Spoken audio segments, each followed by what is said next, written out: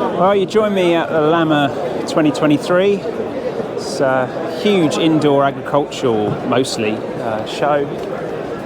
And here today to check out a few new products that are displayed. Whilst it's mainly agricultural, and yeah, there's plenty of shiny tractors about, there's also a few cheeky little construction things for us to check out. So we're going to have a little bit of look for some of the farming kit that we do, and also show you guys around a few things that I find interesting.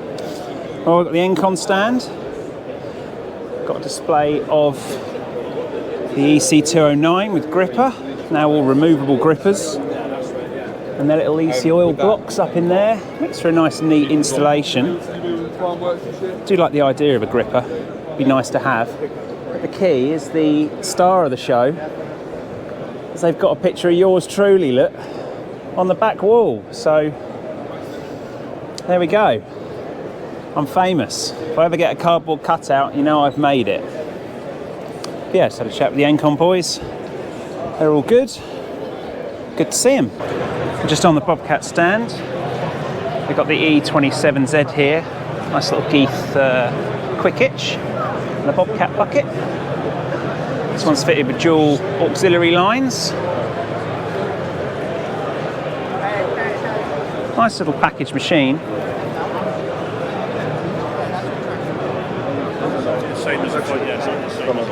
All zero tail swing. This has got their updated cabin as well. Nice little Kubota engine in there. Access isn't too bad. It's quite tucked quite low, but not a nice little package. All metal bodywork. Yeah, door fits within the swing. Tie down points. Not a bad little machine. Well, this is the new cab. The 27Z. You get your radio over here, an enlarged screen, heater controls in front of you. Look at that, the cup holder, the elusive cup holder. But it's got quite a wide opening actually for a zero machine. There's plenty of room in here. Oh, no room with my bag on. But nice wide windscreen, good view. There's great view down to the offset of the track as well. Levers, the blade is nicely to hand. Throttles here. Good range of vents around actually for a little machine. You've got plenty to poke on the windscreen and things. So yeah, I've always liked the Bobcats. I think they always sort of drive quite nice. The plastics feel a little bit hard. You know, it's a small criticism, but I think they've got better in this second generation cab. Everything's quite well fixed, whereas it maybe wasn't so much before. The track pedals have always been very, very good in these, and you can actually, you know, use the track pedals really well. So, yeah, I like the these little Bobcats. They dig well, good size arm on them, and you can obviously you've got the integrated thumb mount as well, which is a real nice little treat. This is the Merlo Singo M12.3 Evo. What a cute little machine this is. Kind of like a telehandler on a track barrow frame. Extra counterweights down here, stand on the back. You got your controls and a decent lift height. It says it goes up to 3.5 meters there, according to the lift chart. Yeah, 3.4 meter lift height. 5 kph travel speed, and it'll lift. This is max machine capacity 1200 kilos, maximum capacity 400 kilos. So I assume that's how far it'll go, maybe when it's fully extended. Hate to think how expensive this is. I think somebody yesterday did get a price on it actually. Yeah, cute little thing. I think it says it weighs 850 kilos, so it's not particularly heavy. Nicely transportable, little diesel engine in the back. Yeah, quite a cute little machine that. This is the electric version of the ECR25. Of course, I've driven the diesel version of these quite a bit, and you actually end up with no real access around the side here. All you get to, everything's in the back. Obviously they haven't upgraded the flimsy door, but otherwise no engine, just the battery packs here. You've got cooling fan, etc. Hydraulics obviously are all the same. No need for a diesel tank, obviously. You've still got your hydraulic tank here, and therefore filters, etc., as you would on a standard machine. Otherwise, exactly the same as the diesel version of the ECR25 I've driven before. I believe they've got a new screen now in them, which I would imagine gives you a bit of detail about how your battery components are, etc., and how much charge or time you've got left to charge and things like that. This one's running a finger grab, which doesn't actually look the nicest unit to me. Not heard of a Scorpion before, but it's quite a bulky thing. But yeah, the electric 2.5 tonner. I'll see if I can find out if they've got any info on it. So we've got this Volvo 130 wheel machine here, which is a tidy looking machine. It's got the Engcon 214 on it with EC oil, which gives you plenty of ports. You've got ports on the side for plugging the grippers in. Ports, this is actually turned the other way, the ports on the front here, which must be for the gripper cassette, I'd imagine, if it fitted a gripper, because this hasn't got the gripper on it. I think this is where the gripper mounts here.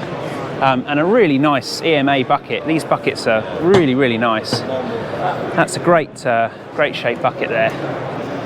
But yeah, tidy machine. I really like these work lights that they fit down the dipper. It gives a great, visibility for your digging. Nice little touch there. Full range of grease points on the top. This one's specced up with a tab boom as well. It's a great way of walking up onto the side of the machine to gain access to the back. Lights all round. There's a lot to like about these Volvos. They put a lot of effort in. And someone spent a lot of money as well on all the Mitex light bars. They've really dialed it up with the flashing lights here. But that's, yeah, nice machine. Not something I've ever driven, the wheeled excavators, but very, very popular in Sweden, Scandinavia, and yeah, you can see why. A lot of nice details on there. But this is Manitou's new ULM 412H. This is a competitor machine to the Wacker Neuson and the new JCB, of course. It's been launched. Quite a tidy little machine. It's got the kind of Manitou styling. Aircon units tucked away under the back there. See if we can get in the engine bay. Quite a thin door, but I guess these are the compromises you have to make these things towable. This one's got the Yanmar engine, little turbo. I'm sure there's something about, there's two engines in these, and one of them is and one of them isn't towable. Not sure which one that has without looking further. But quite a cute little thing, shown with a muck grab here. 4-wheel steer. Lots of little bits under here. It's all very thin plastic though, I have to say. This is already wobbling about, and that's how it is closed. So that's how you access your screen wash. It's always a compromise with these machines, isn't it? You've got to have your weight down to get it towable. It's quite, to me, it looks a bit longer maybe than the Wacker Neuson or Wiedemann that we use. Have a look in the cab. Standard Manitou potato controls, not my favourite, but you get used to them after a while. Not a bad little cabin. Let's see if we can have a sit. Yeah, it's not bad in here. Visibility's okay. Quite a large bar right here, which is sort of right where you'd probably want to load onto lorries and things. a little bit of a shame. You have got pull-out sun visors, which is a nice touch, but it doesn't help as well your visibility. Probably would have been better off being back up here really and pulling forward for me. Yeah, tidy little machine. All your buttons down here. Just yeah, I think this is a little bit bigger for me. It comes with a phone holder. I think this is a little bit bigger than the Wacker Neuson or the Wiedemann that we tend to do a lot of driving with. But nice enough. So here's the Rototilt stand. They've got Wacker Neuson's EZ26 on it with an R1 unit. It's a comparable one to my ECO2. And I've always been quite impressed with these. They're a real tidy little unit. This one's direct mount. No gripper, could bolt on the back there. But something I've always squeezed through. Sorry, dude. Something I've always thought here. The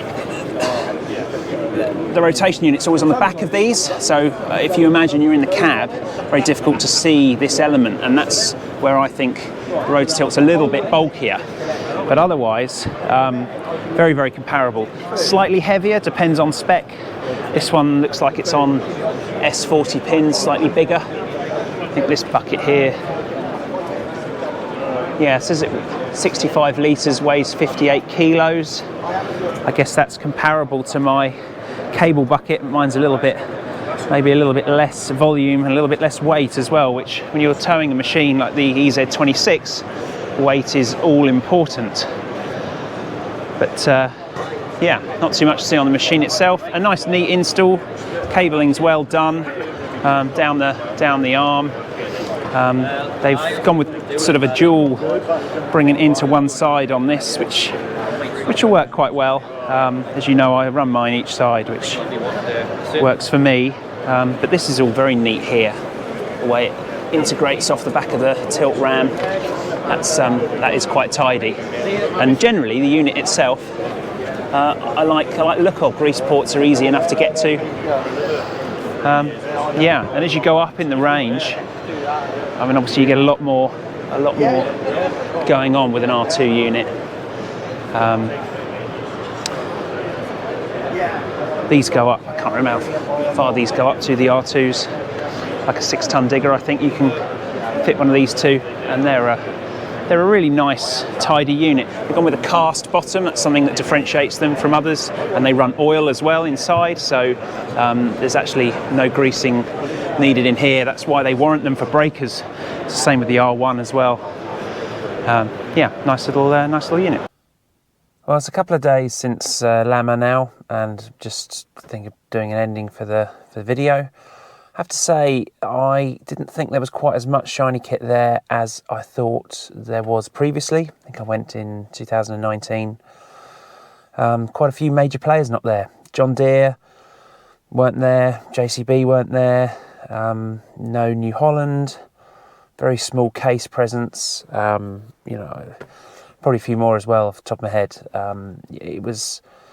It's a big show. There's an awful lot to see there. The small stands particularly are really good. If you're looking for something specific, it's great for that. It's good to meet some people that I haven't met before, and you know, good to see some familiar faces as well. Caught up with a few familiar faces. So not a wasted trip by any means. And of course, it's always nice to go and perv over some nice tractors, but I guess what else are you going to do on a rainy day, really? Weather's bad. I think it's still a good venue to hold it in the National, whatever it is, the NEC. I can't remember what that stands for. That's the National Exhibition Centre, I believe. Anyway, I did get a price, or somebody else got a price on the forum about that Singo little track loader, and came back with 27.5 grand. That's the number that's been bandied about. Now there's a couple of things with it. It will only lift 400 kilos with that that sort of telehandler forklift attachment on it, but that does unplug and you can change it for different attachments. So I guess you're paying for the kind of base carrier of the machine, which can then take 1200 kilos. So I guess you could use it as a track dumper. And then put that on it for some jobs and things, lifting steels up, I guess, that kind of thing. But really at 400 kilos for me and for the money, it's not quite got enough capacity, which is a shame because it is an interesting concept. Otherwise, yeah, the Manitou telehandler, I'm pretty sure that was the one you can't tow. Looking back, it had the turbo, it had the DPF, and I'm pretty sure that's the bigger engine of the two that they do. So that particular telehandler that I looked at wasn't towable, but they do one same chassis with a smaller engine that is. Otherwise, yeah, as I say, good day out in the rain because it was nice, dry, nice and warm in there, and met some friendly faces, which was good, and had a good laugh with the guys I went with. So that's Lamma for me. Didn't cover any of the ag stuff. There's plenty of that there, obviously, but try and keep it pretty construction on my channel, because that seems to be plenty of people doing agricultural stuff. So that's my specialist areas of construction things, of which there was a few bits there, and I had a good chat with a few people about things as well. So anyway, thanks for watching. Please keep subscribing. Please keep liking as well. That always helps the videos. And I will see you shortly with another video with Guns Contractors.